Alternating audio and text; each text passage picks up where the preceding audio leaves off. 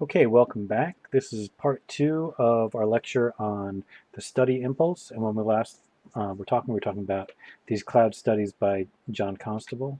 And I just have a few more examples. I won't be very long, actually, to finish up this lecture.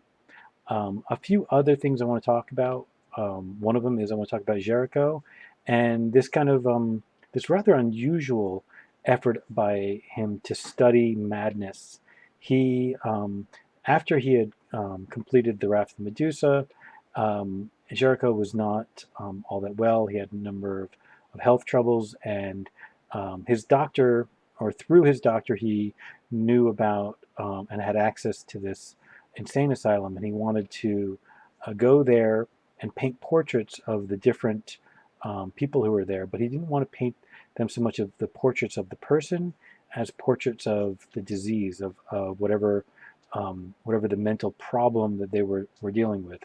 And there's certainly a lot that's flawed in that general conceit of his.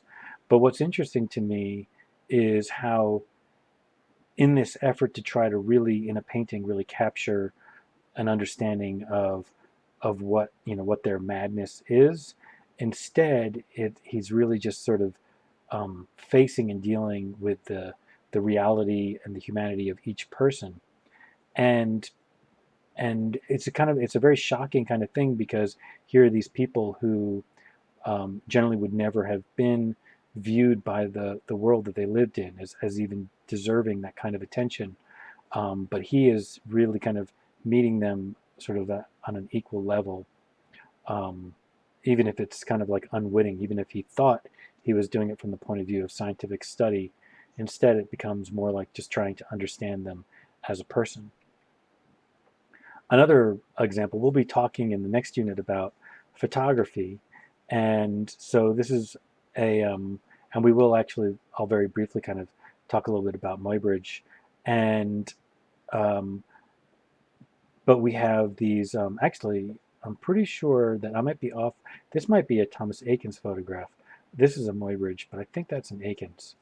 Um, but what these photographs represent is how photography after the middle of the 19th century, photography got good enough that it could start to take photographs quickly, like in under a second, in just like a tenth of a second sometimes, and that could really give us these very quick shots of what reality was doing in fast movement. Because before people could take photographs like this, they had no idea what it actually looked like to see a horse running. You would think that's hard to believe, but like because a horse is, when it's running, its legs are moving so fast, people really didn't know what the legs were doing. They couldn't quite see it. But with a camera, being able to take a photograph at these really fast intervals, all of a sudden you can see exactly how a horse's run works. And this is my very last example. The last thing I want to talk about is color study. And we'll talk about color again in Unit 9. Remember, we had one unit on color, but we'll have another one on color where we'll talk about some of the more complex things about color. But the main thing I wanted to say is that in the 18th century and the 19th century, artists start to become really obsessed with studying color scientifically, going beyond what Newton had done with color. And really, I mean, as soon as people started to realize that color was based on light, it started to change what they thought about how you could study color.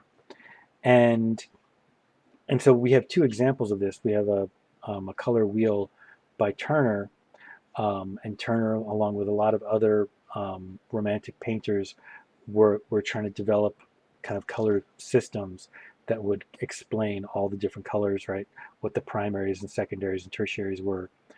Um, but what we have over here is a contemporary artist who is making these study paintings that are studies of the colors used in Turner paintings. So each one is based off of a particular, JWM Turner painting, in which he then is representing proportionally how much Turner is using in that painting of all the different hues, and just the balance of it. All right, that is my last, I think, of it. Yep, that's the end of the lecture. All right, I will see you next in Unit 8.